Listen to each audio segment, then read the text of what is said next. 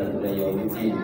سبحانك لا علم لنا إلا ما علمتنا إنك أنت العليم الحكيم. لا حول ولا قوة إلا بالله العلي العظيم. أما بعد. Sawati dan mengusi selalu kepada kuasa, kepada Alhamdulillah, tuan-tuan, perempuan, muslim sekalian, Alhamdulillah kepada Allah SWT atas segala nikmat, kasih sayang Allah Ta'ala kepada kita. Mudah-mudahan kita dapat bersyukur dengan segala nikmat Allah Ta'ala itu dan benar-benar menghargai kasih sayang Allah Ta'ala kepada kita. Hakikatnya tuan-tuan, kasih sayang Allah Ta'ala pada kita ni sentiasa ada pada hamba-hambanya. Itulah rasa tak rasa. Kenapa Allah izinkan kita dapat bangun balik pagi tadi? Kerana Allah sayang. Allah kasih kepada kita. Allah tak bagi peluang kepada kita. Kenapa dapat datang ke masjid, dapat sembahyang berjemaah? Kerana Allah kasih, Allah sayang kepada kita. Itulah antara tanda berjalannya kasih sayang Allah SWT pada kita.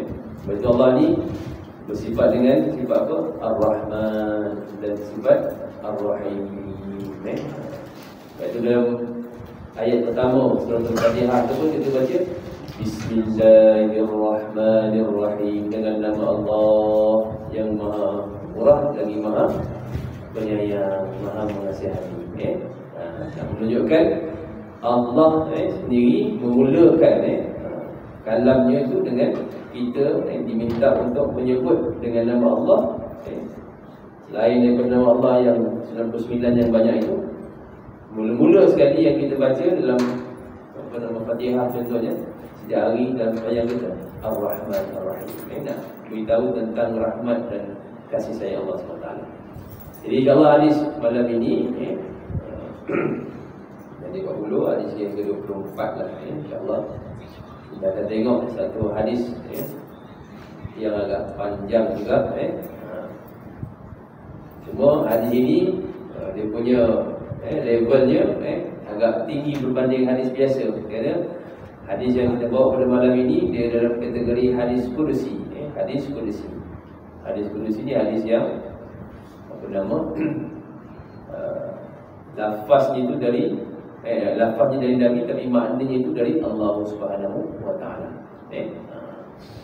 Baik, kita akan baca dulu hadisnya, matan hadisnya, dan kita akan tengok terjemahan dan insyaAllah riwayatnya. An Abi Dzar Al-Ghifari, radhiyallahu anhu, an Nabi sallallahu alaihi wasallam fima yarwihi an Rabbih azza wa jalla annahu qala: Ya ibadi, inni haramtu zulma ala nafsi wa ja'altuhu bainakum muharraman fala tazalamu. Ya ibadi, kullukum dhalun illa man hadaituhu fastahduni ahdikum. Ya ibadi, kullukum ja'i'un illa man at'amtuhu fasta'imuni ut'imkum. Ya ibadi, kullukum 'arin illa man kasawtuhu fastaksuni aksukum. Ya ibadi, innakum tukhti'una bil-laili wan-nahar wa ana aghfiru adh-dhunuba jami'a fastaghfiruni aghfir lakum. Ya ibadi, innakum lan tablughu dhurri fatadurruni wa lan tablughu naf'i fatanfa'uni. Ya ibadi, law anna awwalakum wa akhirakum wa insakum wa jinnakum kanu ala atqa qalbi rajulin wahidin minkum ma zala dhalika fi mulki syai'a. Ya ibadi, law anna awwalakum wa akhirakum wa insakum wa jinnakum kanu ala afjari qalbi rajul wahid wahidin minkum ma naqasa dhalika min mulki syai'a. Ya ibadi, law anna awwalakum wa akhirakum wa insakum wa jinnakum qamu fi sa'idin wahid fasa'aluni fa'ataitu kulla wahidin mas'alatuhu ma naqasa zalika ma min indi zalika mimma indi illa kama yanqusul mikhyatu idza udkhila al-bahr ya ibadi innama hiya a'malukum uhsiha lakum thumma uwaffikum iyyaha faman wajada khairan falyahmadillah wa man wajada ghaira dhalik fala yalumanna illa nafsah. Rawahu Muslim. Maksudnya dari Abu Dzar Al-Ghifari radhiyallahu anhu yang diriwayatkan dari Tuhannya Allah Azza wa Jalla. Dari Abu Dzar Al-Ghifari radhiyallahu anhu dari Nabi sallallahu alaihi wasallam yang diriwayatkan dari Tuhannya Allah Azza wa Jalla bahwasanya Allah berfirman, wahai hamba-hamba, sesungguhnya aku haramkan kezaliman atas diriku dan aku jadikan ia perkara yang diharamkan antara kamu, maka janganlah kamu berbuat zalim. Wahai hambaku sekalian, kamu ni tersesat kecuali siapa yang aku beri hidayah kepadanya, maka mintalah hidayah padaku, tentu aku akan beri hidayah kepada kamu. Wahai hamba-hambaku sekalian, kamu lapar kecuali siapa yang aku beri makan kepadanya, maka mintalah makanan padaku, tentu aku akan bagi pada kamu. Wahai hambaku sekalian, kamu ni telanjang kecuali siapa yang aku memakaikannya, maka mintalah pakaian kepadaku, tentu aku akan pakaikannya kepada kamu. Wahai hamba-hambaku sekalian, kamu ini bersalah malam dan siang, aku yang akan mengampunkan segala dosa, maka mintalah ampun kepadaku. Sesungguhnya kamu tiada akan dapat menyampaikan kemudaratan padaku, maka kamu hendak mendatangkan kemudaratan padaku, dan kamu tidak akan dapat menyampaikan manfaat padaku, maka kamu hendak memberikan manfaat itu kepadaku. Hai hambaku, kalau sekiranya orang terdahulu dan terkemudian dari kamu, dari jenis manusia dan jin, Allah semuanya setakut-takut hati kepada Allah seperti takutnya hati seorang lelaki kepada kamu, nescaya yang demikian tak akan menambahkan kerajaanku walau sedikit. Wahai hambaku sekiranya orang-orang yang terdahulu dan kemudian pada kamu, dari jenis manusia dan jin, semuanya sejahat-jahat hati seperti seorang lelaki pada kamu, nescaya demikian pula tidak akan mengurangkan sesuatu pun pada kerajaan. Wahai hamba-hambaku, kalau sekiranya orang-orang terdahulu dan orang kemudian dari kamu, dari jenis manusia dan jin, berdiri ke satu tanah lapang, lalu masing-masing meminta kepadaku, dan aku berikan kepada tiap-tiap orang itu permintaannya, nescaya yang demikian itu tidak mengurangkan daripada apa yang ada di sisiku, seperti kurangnya jarum apabila dimasukkan ke dalam air laut. Wahai hambaku, hanya segala amal kamu aku hitungkan bagi kamu, kemudian aku sempurnakannya bagi kamu. Barang siapa yang mendapati kebaikan, maka hendaklah memuji Allah, dan barang siapa yang mendapati yang lain dari yang demikian, maka janganlah ia mencela kecuali dirinya sendiri. Hadis riwayat Imam Muslim. Bentar-bentar. Hari ini nak beritahu tentang betapa satu seruan daripada Tuhan yang nak menggambarkan tentang betapa kasih dan sayangnya Tuhan ni pada hamba-Nya. Hamba yang dapat rasakan kasih sayang Tuhan ni, hamba yang Allah buka mata hatinya. Allah yang buka hijabnya. Hamba yang dapat rasakan kasih sayang Tuhan ni, hamba-hamba yang terpilih, tuan-tuan. Hamba yang terpilih. Allah lah yang memilih di kalangan hamba-Nya yang dapat rasakan betul-betul rahsia dan kasih sayang Tuhan pada dirinya sendiri. Maka dalam hadis ini baginda Nabi sallallahu alaihi wasallam nak beritahu kepada kita umatnya, ini wahai umatku, inilah selain daripada kita ni ada dalam Quran itu sebagai panduan hidup kita, kemudian kita juga ada hadis bagi Nabi sallallahu alaihi wasallam, dan ada hadis-hadis yang Allah SWT nak sampaikan. Tujuannya apa? Supaya kita ni ingat, dalam keadaan kita hidup sebagai hamba atas dunia ni, sebenarnya kita tidak pernah ditinggalkan oleh Allah Subhanahu wa taala. Kita ni tak pernah ditinggalkan oleh Allah walau sesaat sekali, walau sedetik sekali. Buktinya apa? Cuba kita tengok. Baik. Daripada hadis ini tuan-tuan, Allah SWT ada sampaikan beberapa perkara. Pertama sekali, berupa perintah. Kalau kita tengok pada hadis yang awal, apa perintah Allah SWT pada kita?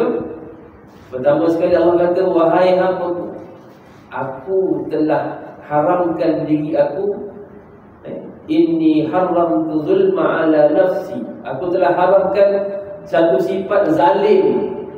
Allah sendiri mengharamkan untuk dirinya berlaku zalim kepada hamba.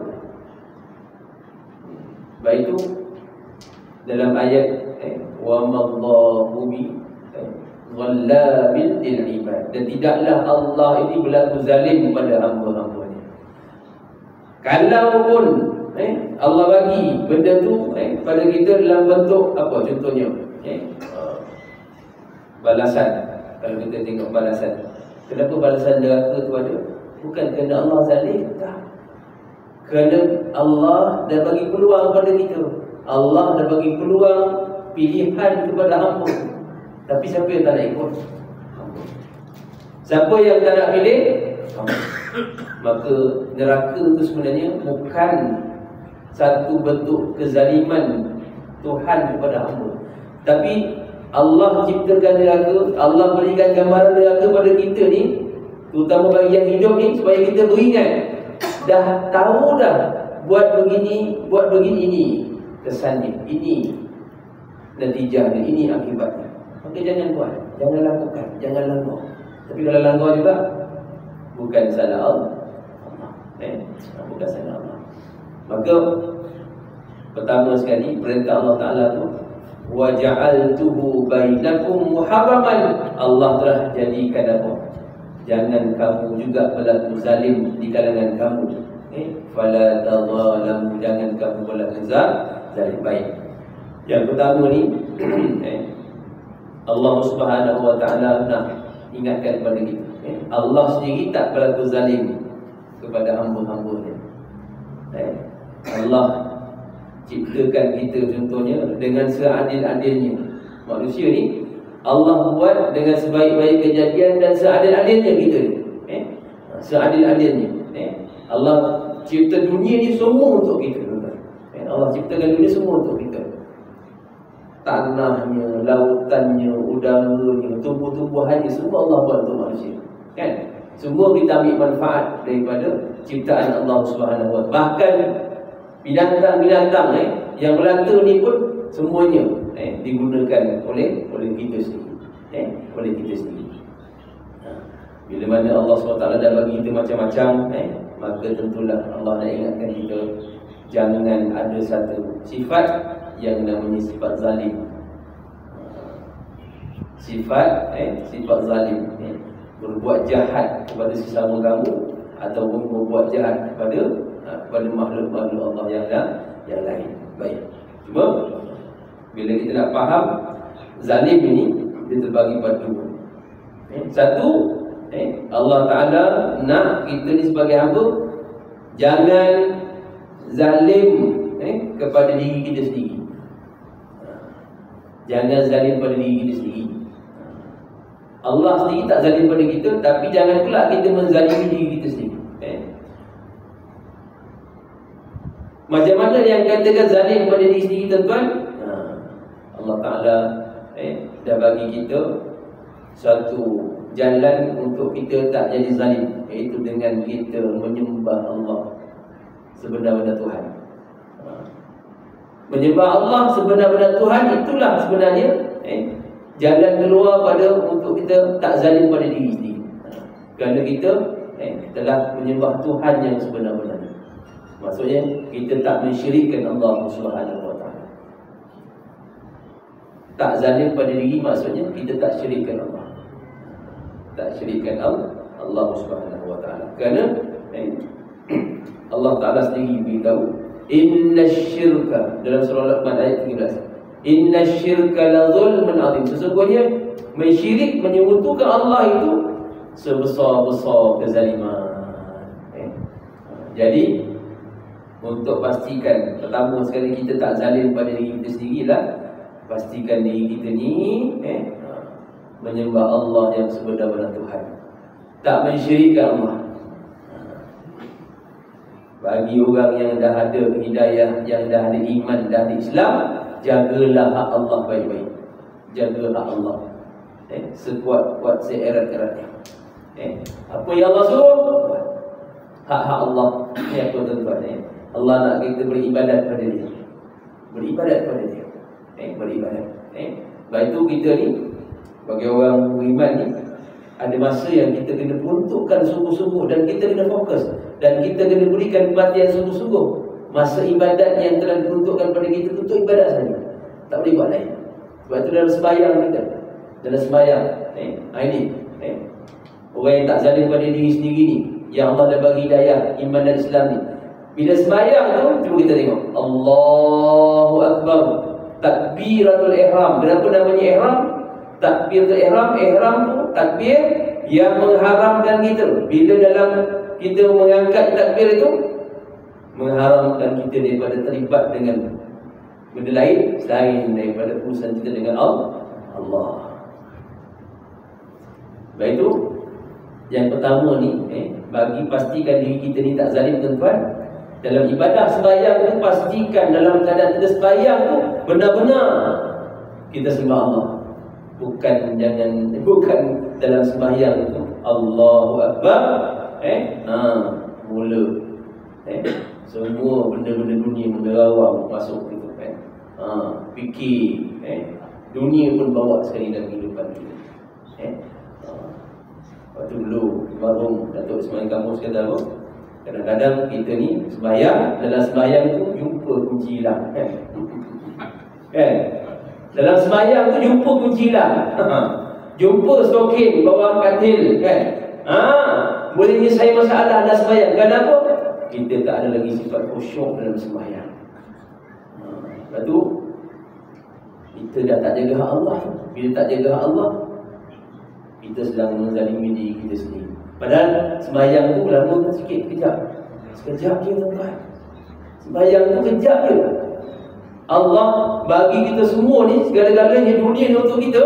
Daratan, lautan, tumbuh-tumbuhan, semua haiwan untuk kita, untuk kita guna sebagai nikmat pada kita. Allah minta sikit je masa untuk kita gunakan untuk kita sembah Allah. Tapi kalau ada orang tak mampu, tak boleh buat juga, zalim dia pada diri sendiri. Zalim dia pada diri sendiri. Allah bagi 24 jam, sembahyang berapa minit je? Contoh, pun ada orang tak sembahyang. Allah bagi 24 jam, baca Quran berapa minit je? Pun ada orang tak baca Quran. Allah bagi 24 jam, semua orang sama, kan? Tapi ada ibadah-ibadah, zikir kita, selawat kita, pun kadang-kadang kita tak mampu nak buat. Padahal Allah bagi semua ni, percuma. Minta bayar tak? Nafas kita sejuk, jantung Allah bagi, buah pinggang Allah bagi, limpa Allah bagi, hati Allah bagi, kaki lagi, mata lagi, semua Allah bagi, percuma. Minta sikit ni masa untuk Allah, itu pun tak. Ada orang tak boleh buat. Ada orang sengaja tinggal dengan solat. Ada orang tak ambil penting tentang solat, tentang hubungan dia dengan Allah. Maka dia zalim pada diri sendiri. Maksud, jangan kita terlibat ataupun tergolong dalam golongan orang yang menzalimi diri kita sendiri. Lepas tu besok bila mana nanti Allah bentangkan amalan kita, suratan amalan kita, tuan-tuan, semuanya Allah Ta'ala akan tanya satu persatu. Dan kita ketika itu, bila mana Allah bentangkan depan kita amal kita tu, besok satu benda pun kita tak boleh nak lawan cakap Allah Ta'ala. Ni kau buat sekian hari bulan ni, Kau buat benda ni, kau buat benda ni, kau buat benda ni, kau buat benda ni. Allah cerita satu persatu. Dan waktu itu kita tak mampu nak berdalil lagi di hadapan Allah Subhanahu Wa Taala. Semua kita akan mengaku lah, mengaku salah, mengaku kalau ada dosa yang kita buat tu, kita akan mengaku salah je lah. Kau ada ni, kau sihat ni tengok punggung kau dah balik ni, kau sihat, kau tak ada sakit. Tapi bila kau mula semayang ni, tengok kau betul-betul jaga semayang jemaah ni mula umur kau 55 tahun. Sebelum tu kau buat apa? Wah, kita tak boleh buat apa tuan-tuan. Sebab tu sekarang ni dalam keadaan kita sedang adalah Allah bagi hidayah sikit untuk jalan taat ni tuan-tuan, kena sentiasa muhasabah diri kita.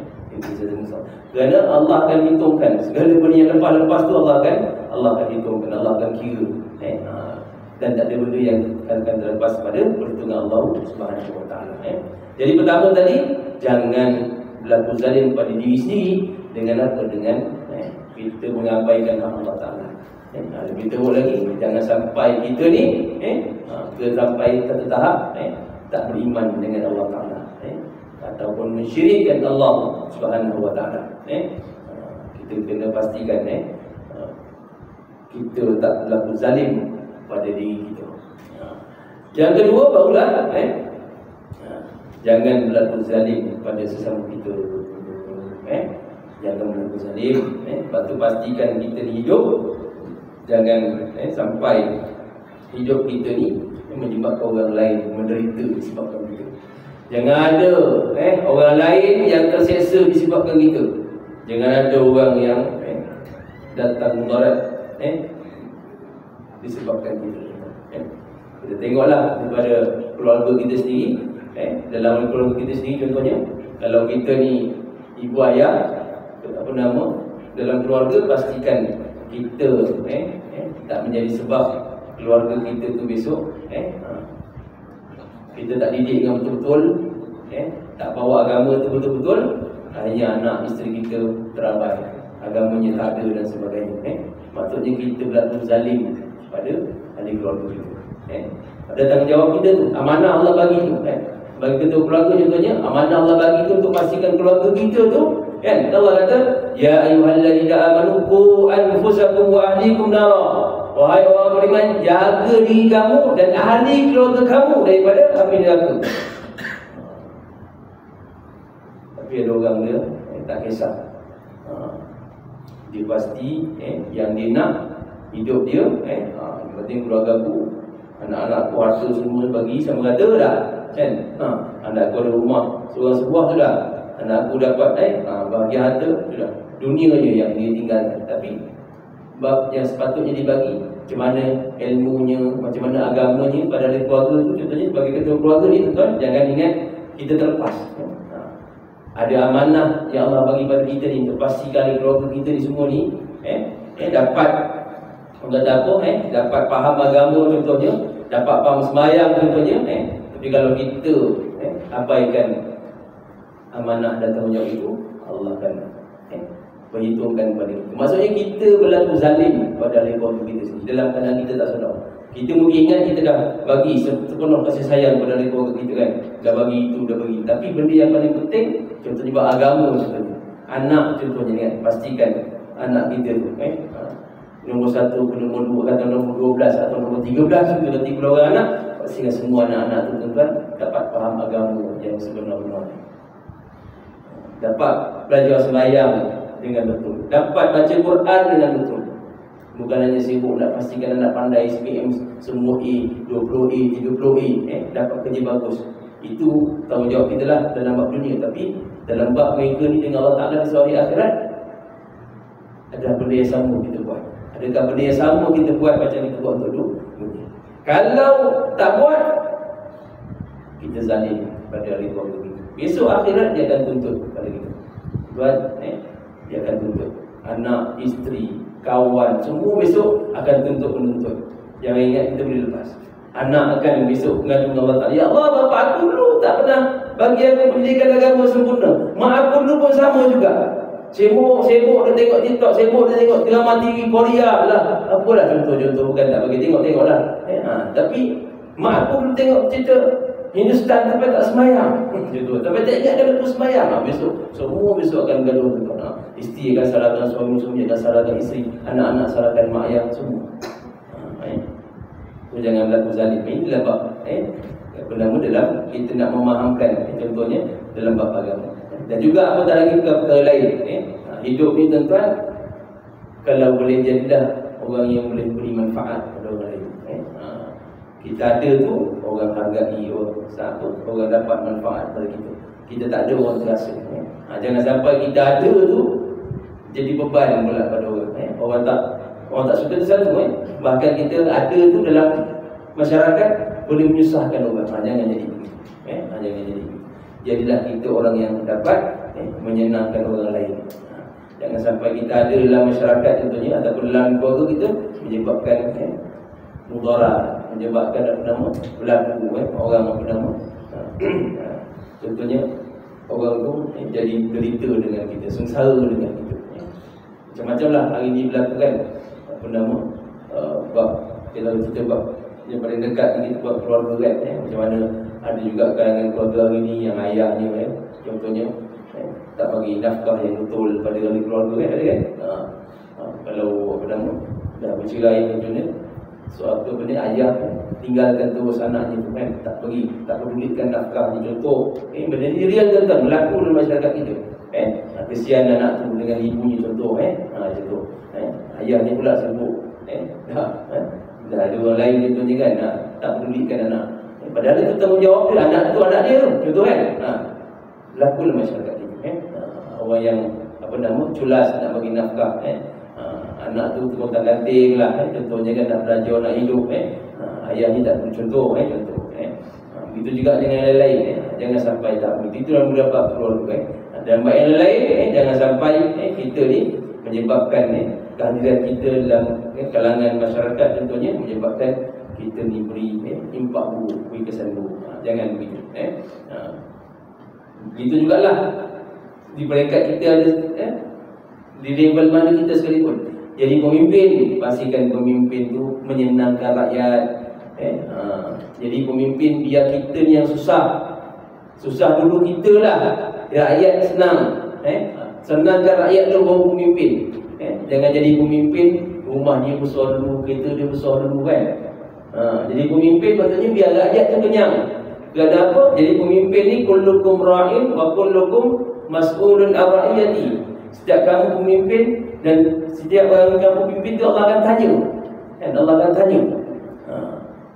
Patutnya jadi pemimpin ni satu amanah yang berat, yang bukan mudah. Ya Allah akan soal tu. Kalau rakyat dia tu ada 3 juta, 3 juta orang tu Allah akan hitungkan dengan kita seorang. Sebab tu sebenarnya jadi pemimpin ni sebenarnya benda yang sangat mengerikan, yang menakutkan, bukan mudah-mudah. Hari ni orang ambil ringan.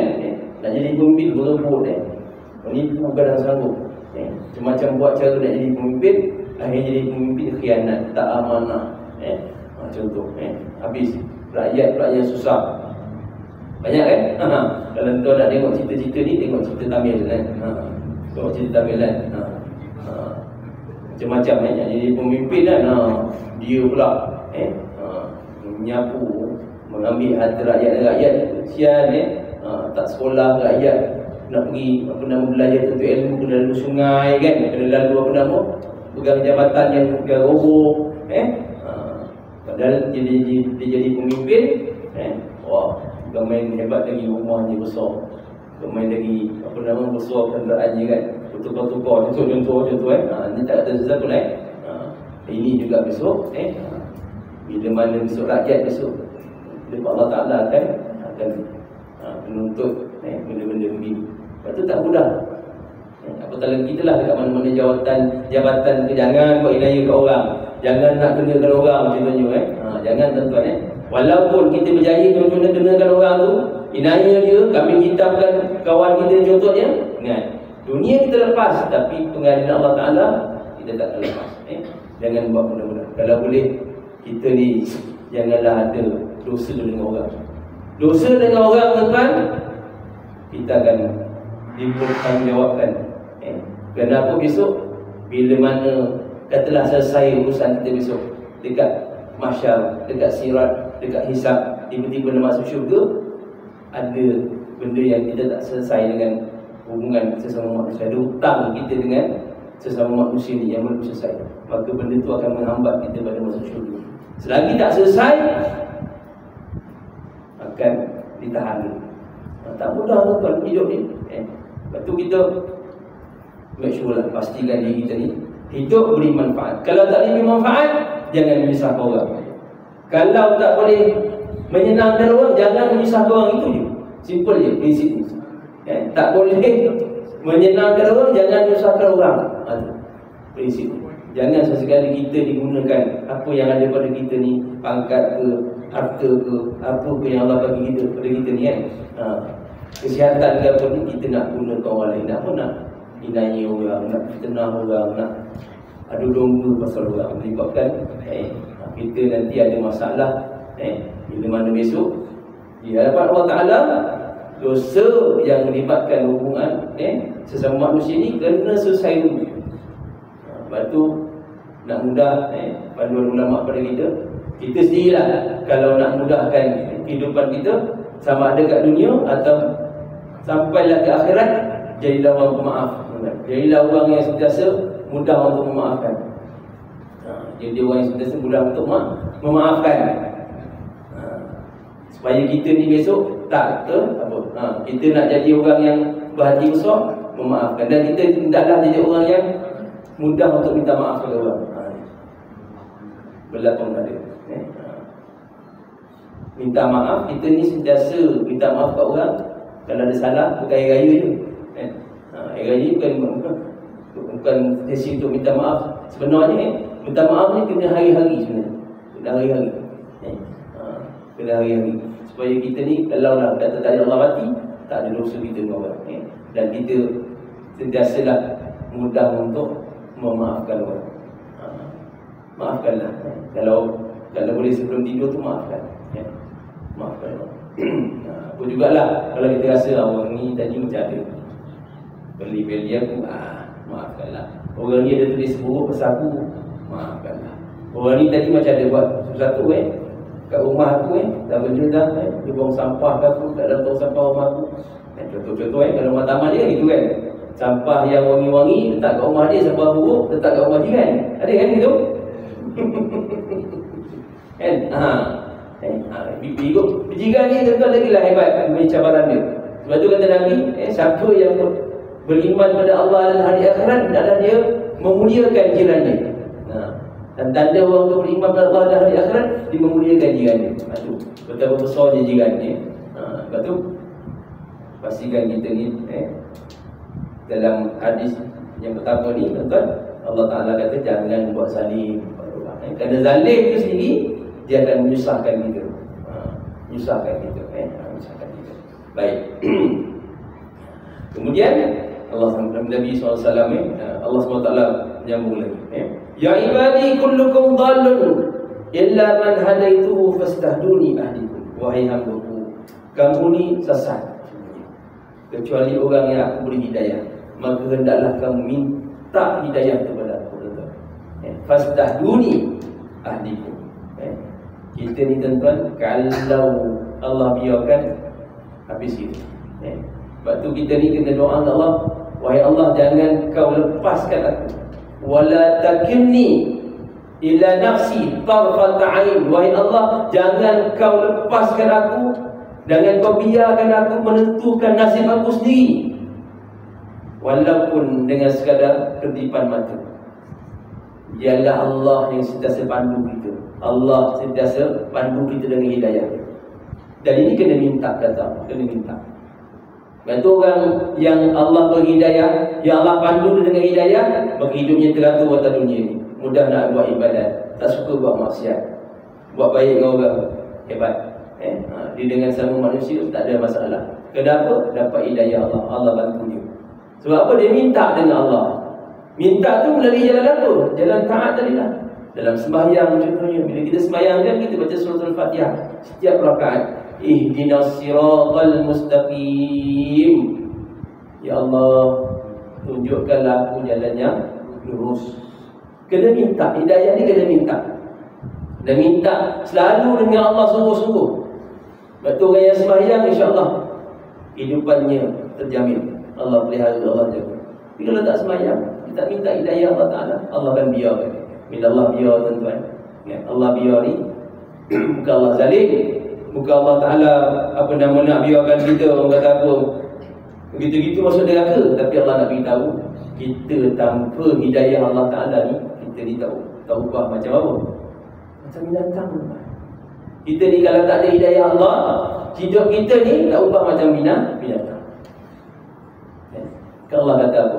Perumpamaan Allah bagi kan, ulaika kal an'am, orang-orang ni yang tak nak ikut jalan Allah Ta'ala ni, orang-orang yang menyeleweng pada jalan Allah Ta'ala ni, mereka ini umpama binatang ternakan. Habis? Binatang, lembu, kambing. Kambing, kalau sampai benda lembu tu, lembu buat apa? Keluar pagi makan, berak, balik tidur. Keluar pagi makan, berak, balik tidur. Itu je, beranak, ngomen sama dia kan. Itu je. Tak ada. Kalau kita manusia macam tu, tentu keluar pagi, kerja, balik petang, balik buat anak kan, ini sama je kita dengan lembu dengan kambing. Tak ada beza. Sebab tu nilai hidayah Allah bagi pada kita tu sangat besar. Sebab tu kena jaga sungguh-sungguh, kena minta sungguh-sungguh hidayah kepada Allah Ta'ala. Minta Allah pandu kita. Semua benda kita minta Allah pandu. Dalam ibadat, minta hidayah kepada Allah Ta'ala. Minta Allah Ta'ala, ya Allah, dalam keadaan aku beribadat ni, ya Allah, janganlah aku sampai rasa bosan. Ya Allah, jangan sampai aku rasa malas. Ya Allah, dalam aku nak ibadat, ya Allah, jangan sampai aku ni rasa ibadat ni biasa-biasa. Aku tak rasa apa-apa.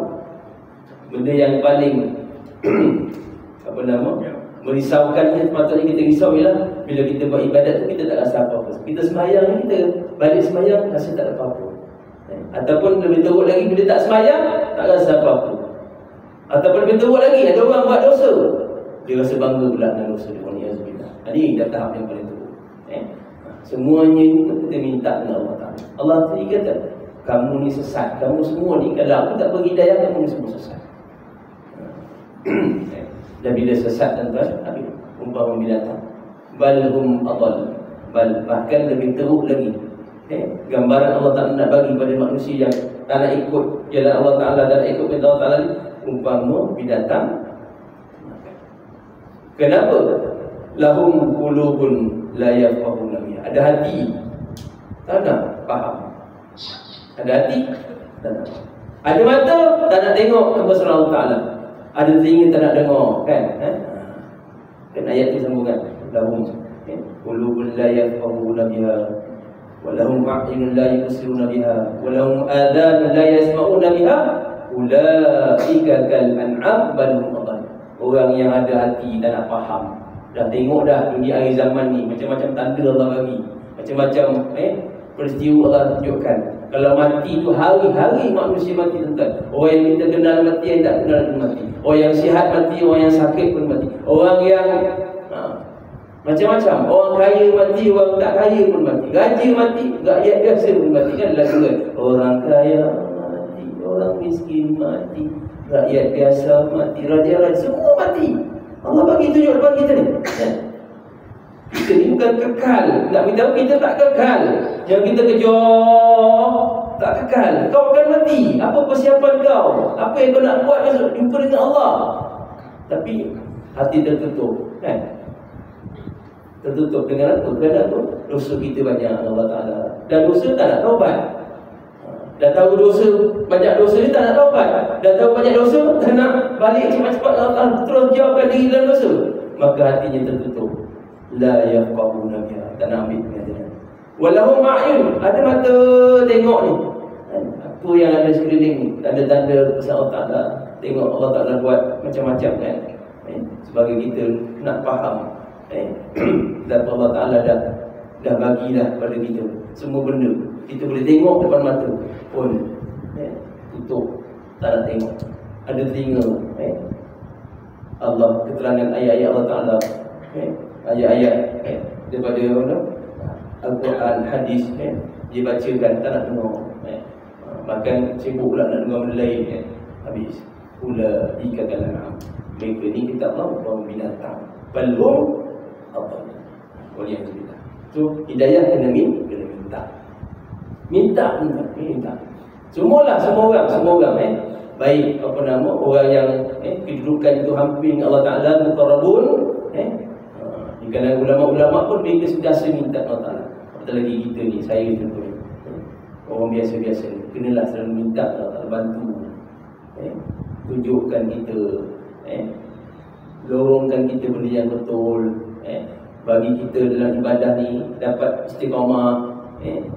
Doa tuan-tuan, nak buat ibadah ni bukan kerana kita kan, bukan kerana kita mampu, bukan kerana kita ni bagus, bukan kerana kita ni ustaz, bukan kerana kita ni imam. Tak ada jaminan.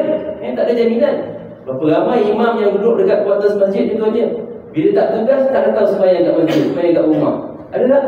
Ada. Imam Bilal Hidayah kan, orang jauh pula datang kan, orang jauh dia datang dulu daripada siap masjid tu, daripada imam masjid contohnya, jauh datang tu, kena 5 kilometer sampai dulu. Contoh kan, contoh yang duduk kat masjid tak bangun lagi, contoh ni Pak Hidayah dia kalau dia pernah ada tadi bersihkan dewan masjid kan, vacuum agaknya basuh kipas kan, tertidur itu lain lah. Tapi ni memang tak bangun, tak tugas, dia pun tak pergi masjid, dia tak tugas hari ni. Ada tak? Hidayah milik Allah. Ini contohlah sebab kita berimam, jadi kita cerita pasal imam lah. Yang kerja lain pun samalah juga. Baik. Apa lagi? Ya ibadi kullukum ja'i'un illa man at'amtuhu fastam'imuni ut'imukum. Ini penting ni tuan-tuan. Ni bagaimana kita memahami Allah lah yang bagi rezeki bagi kamu. Kita semua ni lapar. Siapa bagi makan? Allah. Siapa yang mengenyangkan kita? Allah. Minta semuanya dengan Allah. Tuan-tuan, kadar rezeki kita ni Allah dah tentukan masing-masing. So, nak cerita benda ni.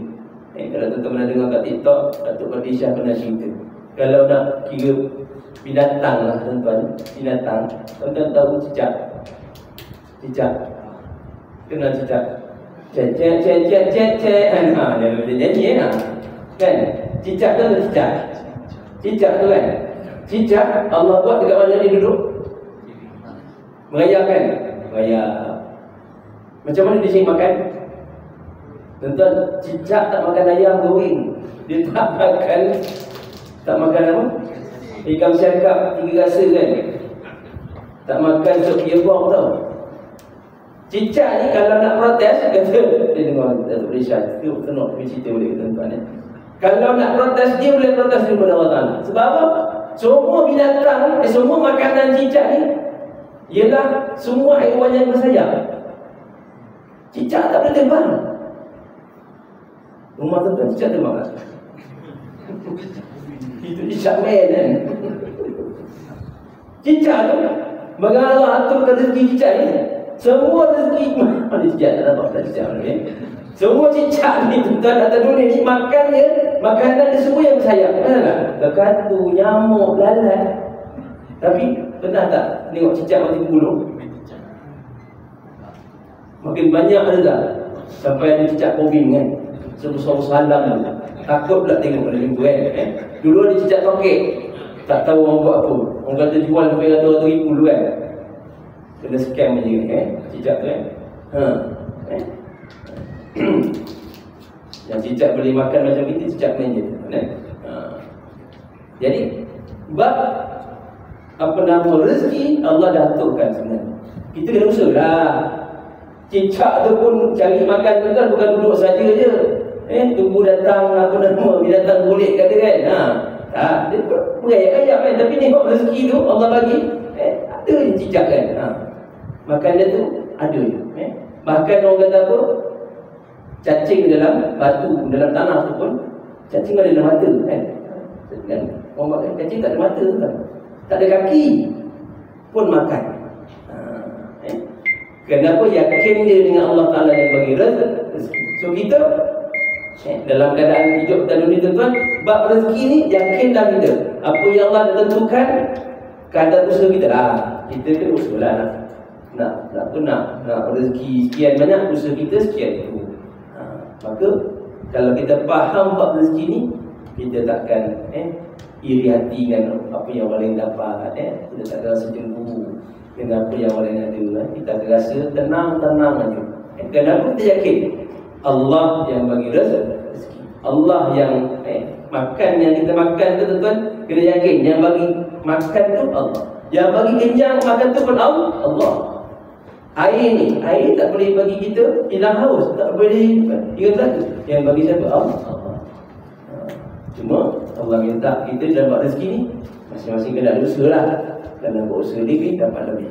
Kalau kau malas, dapatlah kadar malas. Itu tuan, panjang nanti pengajian kita. InsyaAllah nanti kita akan sambung pada kelak akan datang. Hadis ini mudah-mudahan insyaAllah yang kita dah sampaikan tadi itu ada manfaat. Doa Allah telah mudahkan segala urusan kita, terutama dalam urusan kita beribadah kepada Allah Subhanahu wa taala. Aku lakukan ini ada. Assalamualaikum warahmatullahi wabarakatuh.